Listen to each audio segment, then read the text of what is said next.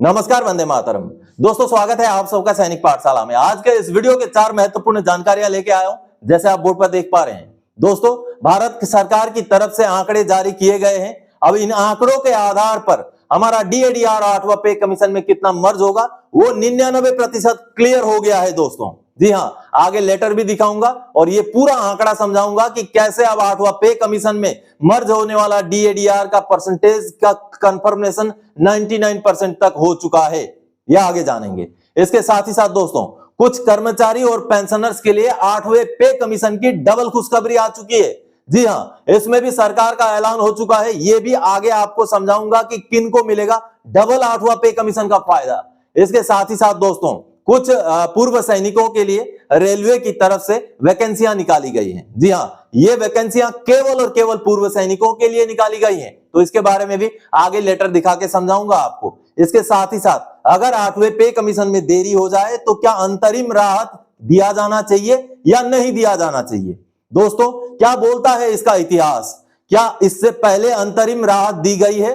क्या पे कमीशन आने में अगर देरी हो जाए तो क्या कर्मचारी और पेंशनर्स को अंतरिम राहत लागू है?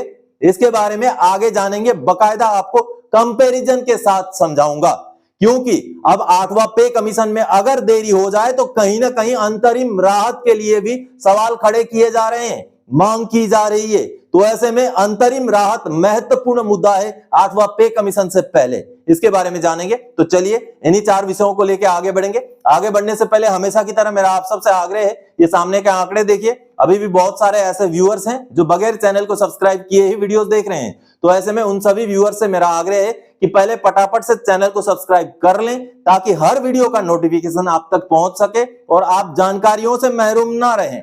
और अगर वीडियोज अच्छे लगते हैं तो दोस्तों के साथ शेयर करें। मुझे मोटिवेशन देने के लिए वीडियोज को लाइक किया करें, ताकि आगे और ज्यादा आपके लिए जानकारीदायक खबरें मैं लेके आ सकूं। चलिए अब आगे बढ़ते हैं दोस्तों। सबसे पहली जानकारी, कुछ कर्मचारियों के लिए अब डबल 8 सीपीसी की घोषणा हो गई। डबल खुशखबरी। जी हां दोस्तों, केंद्र सरकार ने तो 8वां पे कमीशन को घोषणा कर दिया 2025 में, जिसका नोटिफिकेशन भी निकल चुका है। लेकिन ऐसे में अभी तक किसी भी राज्य ने अपने राज्य के कर्मचारी और पेंशनर्स के लिए ऐसी घोषणा नहीं की थी। जो सबसे पहला राज्य बन चुका है असम। जी हां, असम के माननीय मुख्यमंत्री हिमंत बिस्वा शर्मा जी ने इसका डिक्लेरेशन कर दिया और पहला राज्य बनते हुए कमीशन की भी गठन कर दी गई है। पूर्व मुख्य एडिशनल जो असम सरकार के सचिव थे, एडिशनल सचिव, उनकी अध्यक्षता में सुभाष दास जी की अध्यक्षता में असम सरकार ने अब 8वां पे कमीशन उनके राज्य के कर्मचारियों और पेंशनर्स के लिए गठित कर दी है दोस्तों। अब ऐसे में जो भी पूर्व सैनिक हैं या केंद्र से रिटायर हुए जो भी कर्मचारी हैं, जो आगे आकर के असम सरकार के जॉब में लगे हैं या वहां से भी रिटायर हो चुके हैं, खास करके पूर्व सैनिक जो सेकंड सेटलमेंट अपना असम सरकार में जिन्होंने भी नौकरी किया है या कर रहे हैं, उनके लिए अब ये डबल खुशखबरी हो गई है। क्योंकि असम सरकार ने भी केंद्र सरकार के साथ साथ 8वां पे कमीशन देने का ऐलान भी कर दिया और पे कमीशन को गठित भी कर दिया है दोस्तों, जो उन कर्मचारियों और पेंशनर्स के लिए डबल खुशखबरी है। 8वें पे कमीशन वाली डबल खुशखबरी। चलिए अब अगली जानकारी दोस्तों, 8 सीपीसी में मर्ज होने वाला डीएडीआर का परसेंटेज 99% तय हो गया है। आंकड़े जारी कर दिया भारत सरकार ने। जी हां दोस्तों, एआईसीपीआईएन के नवंबर महीने के आंकड़े आ चुके हैं। अब हमारा डीएडीआर कितना बनने जा रहा है, अब हमारा डीएडीआर कितना मर्ज होगा, वो 99% कंफर्म हो चुका है। चलिए डॉक्यूमेंट्स देखेंगे और कैलकुलेशन समझेंगे। दोस्तों, भारत सरकार के श्रम मंत्रालय लेबर ब्यूरो द्वारा जारी किए गए एआईसीपीआईएन के नवंबर महीने के आंकड़े का प्रेस रिलीज आप सामने देख पा रहे हैं। 31 दिसंबर 2025 का ये प्रेस रिलीज है और इस प्रेस रिलीज के जारी हो जाने के बाद अब लगभग 99% तय हो गया है कि 8वें पे कमीशन में कितना डीएडीआर का परसेंटेज मर्ज होगा। जी हां दोस्तों, ये वही आंकड़े आप सामने देख पा रहे हैं। नवंबर के महीने में एक मामूली सा उछाल तो है, लेकिन इस उछाल से क्या अब हमारा डीएडीआर जो 8वां पे कमीशन से पहले का अंतिम डीएडीआर होगा, क्या वो अच्छी खासी बढ़ोतरी उसमें होगी? यह आगे मैं आपको लाइव कैलकुलेटर में समझाऊंगा, दिखाऊंगा। लेकिन जो बढ़ोतरी हुई है एआईसीपीआईएन के आंकड़ों में, वो आप यहां देखिए। अक्टूबर 2025 के साथ अगर कंपेयर किया जाए तो अक्टूबर 2025 में जो इंडेक्स थे वो 147.7 थे, जो कि अब नवंबर के महीने में बढ़ करके 148.2 हुए हैं, यानी कि 0.5 में नंबर में 0.5 में बढ़ोतरी हुई है। तो अब ये जो 0.5 की बढ़ोतरी हुई है 148.2, इसके हिसाब से अब हमारा 8वें पे कमीशन से पहले का आखिरी डीएडीआर कितना बन जाएगा वो आगे आपको लाइव कैलकुलेटर में दिखाऊंगा। तो दोस्तों ये सामने आप डीएडीआर का पूरा आंकड़ा देख पा रहे हैं। हमें पिछली जून 2025 तक के आंकड़ों के हिसाब से जो 58.18 निकला था डीएडीआर, तो इसी के बेस पर हमें 58% डीएडीआर अभी मिल रहा है।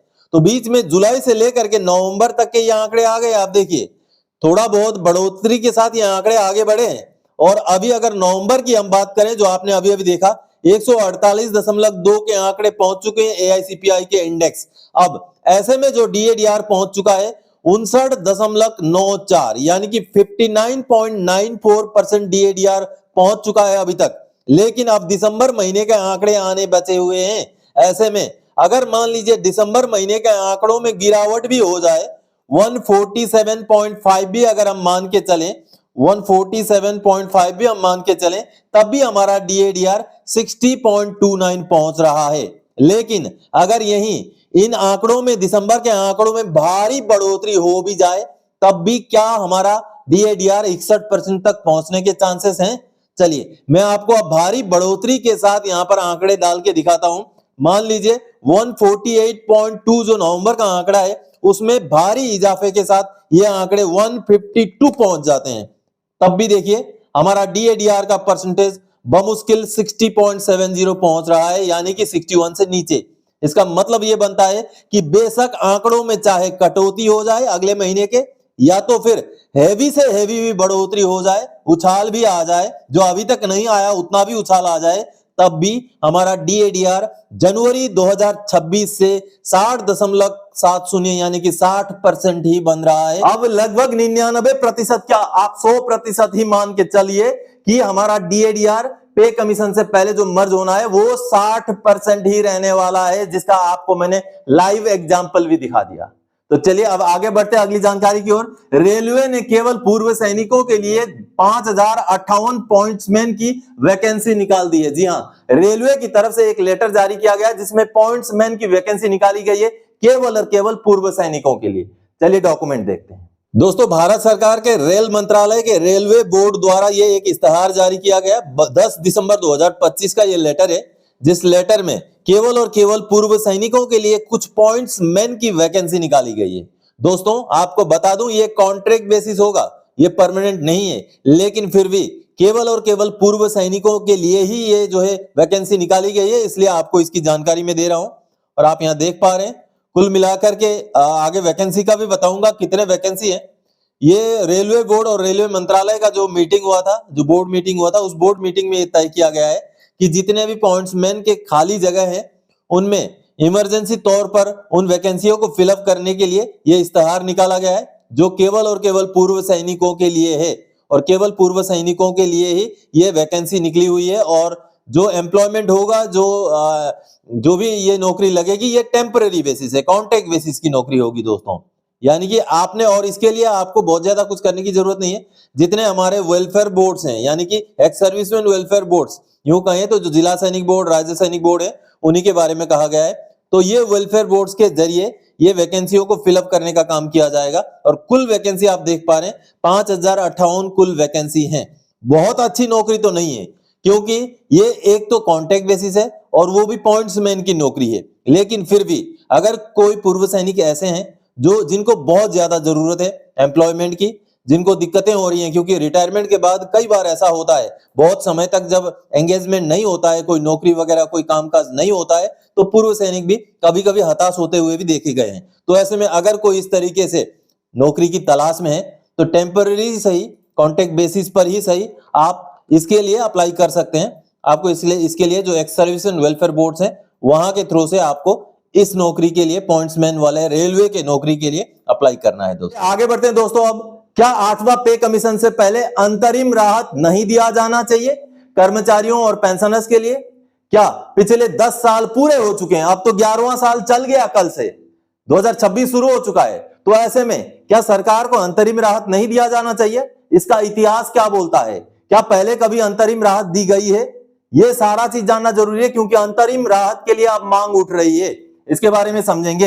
8 सीपीसी से पहले अंतरिम राहत, समझे 5 सीपीसी से 8 सीपीसी तक का पूरा आंकड़ा। पे कमीशन से पहले अंतरिम राहत के साथ साथ 50% डीए मर्ज भी। जी हां दोस्तों, या तो अंतरिम राहत या तो पे कमीशन से पहले ही डीए को मर्ज किया जाना, इसकी मांग कई बार उठी है। इसको लेकर के इतिहास क्या बोलता है, इसके कुछ कंपैरेटिव आंकड़े मैं आपको समझाना चाहूंगा। चलिए पूरे आंकड़ों को देखते हैं। दोस्तों ये सामने जो आप एक कंपैरेटिव आंकड़ा देख पा रहे हैं, जो 5वें पे कमीशन से लेके अभी 8वें पे कमीशन तक का मैं समझाऊंगा, क्योंकि बीच बीच में पे कमीशनों से पहले इंतरिम रिलीफ यानी कि अंतरिम राहत दी गई है, क्योंकि पे कमीशन में लंबा 10 साल का अंतराल होता है। तो ऐसे में बीच में कर्मचारियों का या पेंशनर्स का जो जीवन शैली में उनका जीवन यापन में कोई कष्ट ना हो, तकलीफ ना हो, इसके लिए समय समय पर पे कमीशन से पहले अंतरिम राहत दी गई थी। और ये राहत आप दूसरे पे कमीशन से लेकर चौथे पे कमीशन भी बीच बीच में थी। लेकिन अब मैं आपको आंकड़े के साथ 5वें पे कमीशन से समझाने जा रहा हूं। आप देख पा रहे हैं pay fixation and interim relief from 5th CPC to 8th CPC. अब देखिए 5वां पे कमीशन, और इसमें आपको फिटमेंट फैक्टर के भी कई सारी चीजें पता चलेंगी दोस्तों, कि कैसे किस तरीके से 5वां 6ठा 7वां पे कमीशन में फिटमेंट फैक्टर तय हुआ था। अब देखिए चौथे पे कमीशन ने जो बेसिक पे बनाया था मिनिमम, वो 750 बनाया था। अब देखिए 1901 जनवरी 1996 में 148% डीए पहुंच गया था। आप देख पा रहे हैं, यानी कि उस 10 साल में 1986 से लेके 1996 तक डीए का परसेंटेज 148% पहुंच चुका था। और 750 में 148% डीए यानी कि 1110 रुपए डीए मिलना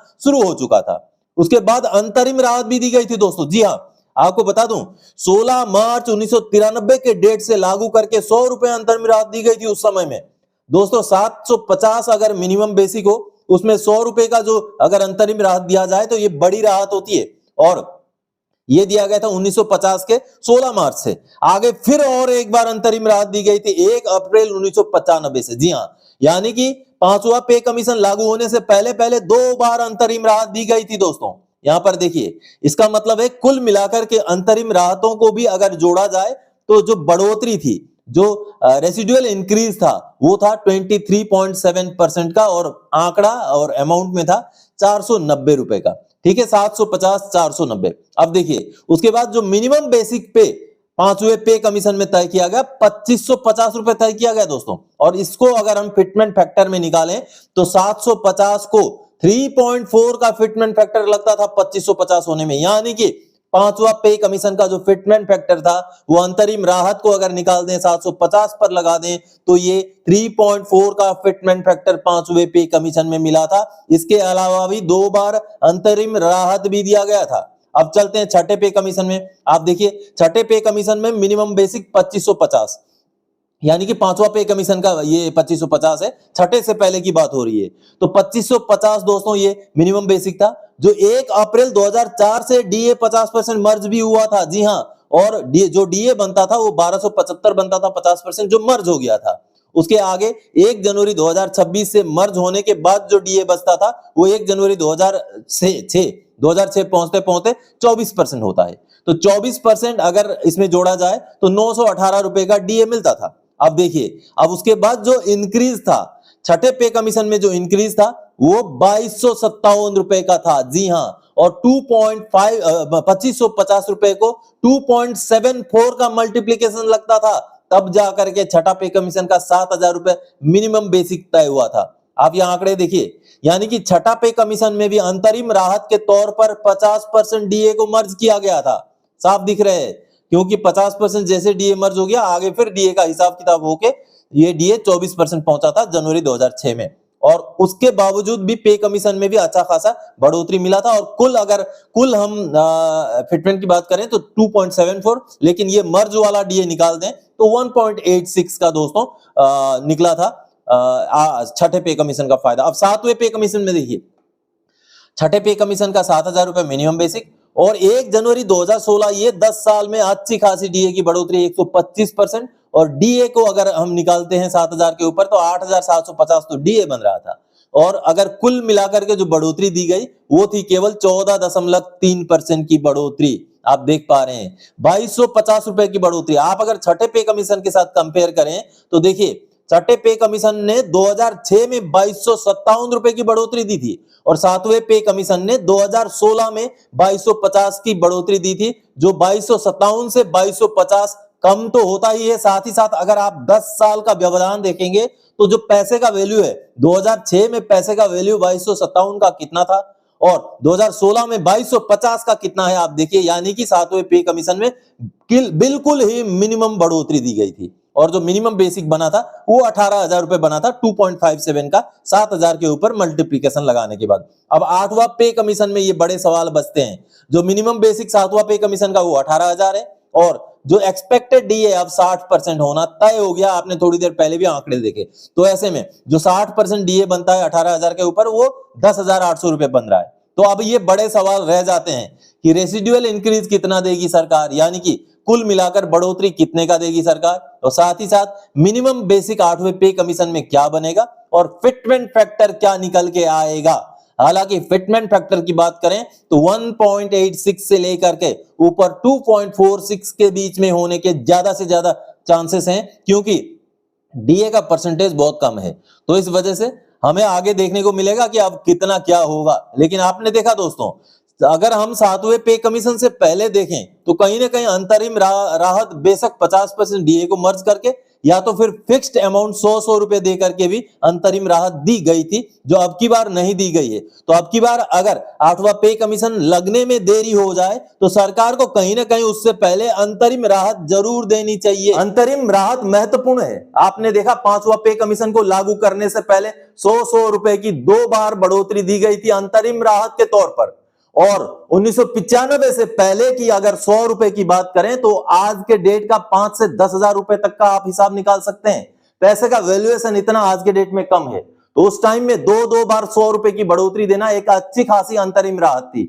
और अगर हम छठे पे कमीशन से पहले की बात करें तो अप्रैल 2004 में 50% डीए को मर्ज करके भी अंतरिम राहत दी गई थी, जो कहीं ना कहीं सातवें पे कमीशन से पहले नहीं हुआ। अब आठवें पे कमीशन से पहले इसको करने के लिए मांग उठी है, क्योंकि जेसीएम ने भी अपना मांग पत्र में अंतरिम राहत के लिए मांग उठाया गया है जेसीएम द्वारा। तो कहीं ना कहीं चूंकि अब दिख रहा है कि आठवां पे कमीशन देरी होगा, तो ऐसे में अंतरिम राहत सरकार को जरूर दे देना चाहिए, क्योंकि ये एक जायज मांग है। तो दोस्तों आज के इस वीडियो में इन्हीं जानकारियों के साथ आया था। आगे और कोई जानकारी आपसे सरोकार रखने वाला विषय लेके मैं फिर से हाजिर हो जाऊंगा। तब तक के लिए जय हिंद दोस्तों।